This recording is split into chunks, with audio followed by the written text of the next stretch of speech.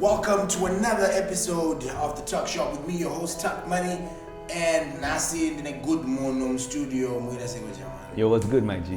Hello, vibes. Welcome to the show, bro. And for those who don't know you, please just introduce yourself to the audience. I go by the name of T.Shoc, truth, show, and hope of change. I'm an MC, all-around creative, and yeah, man, I'm just always down to do dope stuff. Dope stuff. And on this show, we basically just talk to young Zimbabweans who have stuff that they're doing, who are actively involved in the processes. So whether it be discussions about, community issues affecting, your peers, yourself, and that sort of thing, trying to innovate solutions, or, just being that person who is also encouraging other young Zimbabweans to be, actively involved. So maybe you just want to explain to us, as a creative, what is your process? Because I have noticed that most of the music that I listen to that comes through from you is actually like hardcore stuff. We're talking about real issues and that sort of thing. So what is your process? My process. I think as an artist, like your main responsibility is to reflect the times. And in that, I try to find how my specific situation is within their context. Because, I don't think of now when I'm rapping. I'm thinking like I'm a historian, like many generations later, they'll look back and try to figure out how we were living and so I try to make sure like the tones, like how I say certain words is reflective of what's currently happening. And yeah, you know what I mean, truth, strong, hope, change. So speaking truth to power, and it's like parallel, like it's my personal struggles, but sometimes I step out of that and look at from a global thing. Usually that's what I see, like a conscious rapper who knows how to have fun. I think that's in a nutshell what I try to do. Okay, yeah, it sounds pretty dope. And then we're talking about speaking truth to power in a sort of climate or environment like ours. How hard is it to speak truth to power, and like what are some of the challenges that you face as a musician who is trying to speak truth to power? It's a bit dicey, Pakuti. People want to categorize people in certain groups, auntie.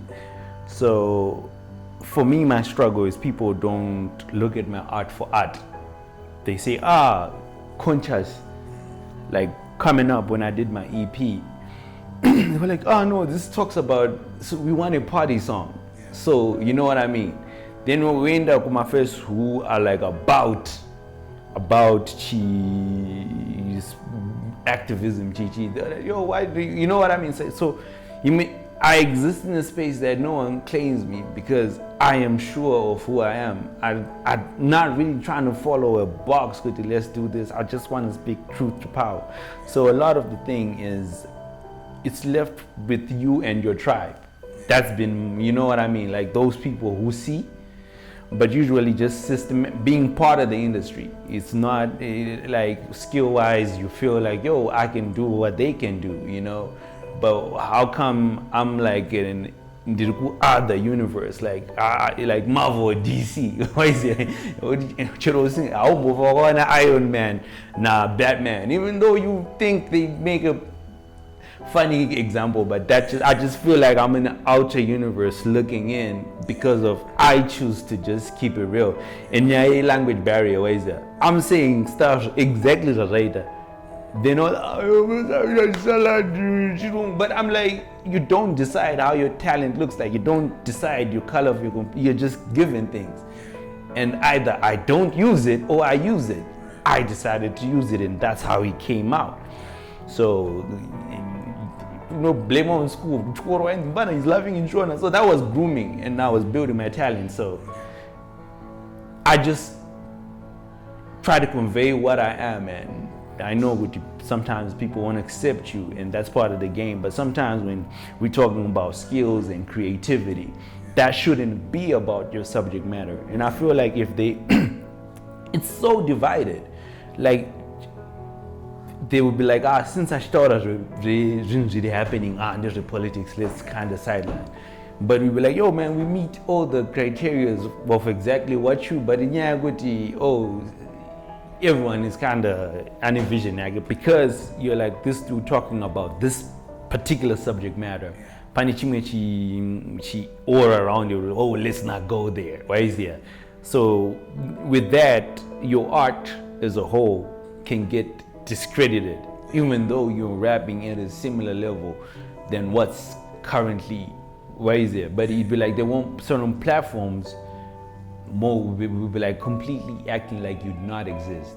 So it's that duality. Sometimes I feel like I'm in an alternate universe, like that DC Marvel thing where as much as you like say Iron Man and you like Batman, it's like they will never go in because of politics. Right? And that's how I feel, Kuchi. Then there's that. Then people who see you do that, put you in that conscious space, and they think that you have to rally behind everything. They put you as an activist, but I'm an artist, and my job is to reflect the times. So if people are feeling sad, it's part of my job. I'm not failing my job if I decide to focus on that. So it's like the whole thing of people wanting to keep you in a box because you decided to talk about certain things that were real to you.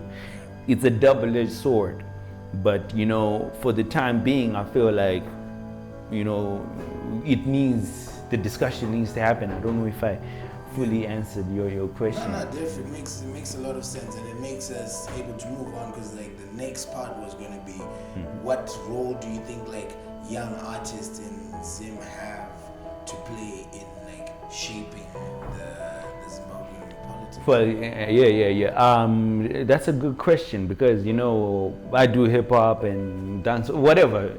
Like the role for an artist is to make things cool, Yeah. And I feel as artists we at the helm of that, because people subconsciously will start talking about real stuff. Yeah. You know what I mean? It's taking when Winky D was talking about Upraza with Zimba, it's a fire song, then he slips in something. Why is it? Yeah. So that's important, because when you're sitting down thinking about the lyrics, it normalizes civic discussions. Like, hey, why are things like that? Why are things like that? So I feel like that's important to the whole thing. It kind of breaks the state with, let's be cool and just open up. And I feel like that's the first step, us being free to discuss about our views, because we are not teaching one. We don't have one open mind. We think differently, and when we get to openly share ideas, and I feel music is the ingredient that kind of makes it conducive, because everyone wants to say something cool, and be cool. So imagine if your favorite artist is talking about real stuff in mix all the other things they talk about. So yeah, that helps. Cool. And maybe you wanna tell me a bit about how you feel about the fact that a lot of like music that is conscious, or socially conscious and discussing sensitive issues, so to speak, ends up getting banned, or films, art pieces and that sort of thing. Like, how does this affect your ability to do work? Certain organizations not wanting to work with you, and as an artist we are like wildflowers. So when someone it just limits creativity, and it's a disadvantage to the creator, because they won't go because the creator should go where they want to go and figure out what's there. And it's a disadvantage to the people, like the young generation, who are going to do research with how are these people living. So I just think that censorship is really a problem. And if you're not no blind side, like they would they'll let you work, but it won't get that push. So it's a form of censorship. For me personally, in my work, I kind of made peace with it because now I can really go in deep. Like what they say is a disadvantage. I know he's rapping in English. I really go in deep and talk about the stuff, and I feel like I'm carrying on my duty. But as it blows up, you naturally get afraid. But this is actually, you're right. So it's a double-edged sword. We just hope for better days. Cool. And hypothetically speaking, let's say you were appointed the Minister of Art and Culture and that other stuff, but mainly Minister of the Arts. What 5 things would you switch up? Minister of the Arts. Locally in Zimbabwe. Locally in Zimbabwe. Yeah, obviously try to fund for a budget, you know what I mean? Like have my grants, because I honestly feel Mtsoromangu, like in terms of Africa and Zimbabwe, we can't really compete on technology, you know, and my raw material, someone's actually ahead of that. But when it comes to our stories, bro, like they are real. And when you look at the states, like a movie can easily generate 80 million, like a lot of money. It is bigger than actual national budget. So I would try to talk to the other guys like, yo, this is what we can export, like our stories. Let's put money in it, have it go global and divvy it up with the art. So that's one thing I would want to really, everything, the 5 you talked about would come from that position with how can I empower so that because that would be my goal, which how can we really put our stories at a high level and present them in a global market. Yeah, no, definitely, man. Shout out, thanks a lot for joining us today on the show, man. Some conscious stuff coming through. Today we're joined on the show by GuuDMuNhu, T.Shoc. Young Zimbabwean artist who's doing great things, great work, man. Yo, keep up the good work, man. Cool. Yo, man, just the correction. GuuDMuNhu is the people that push me. Yeah. I'm T.Shoc. I'm just the artist under that. Yeah, but GuuDMuNhu. Okay, yeah, I'm the editor. All right, cool.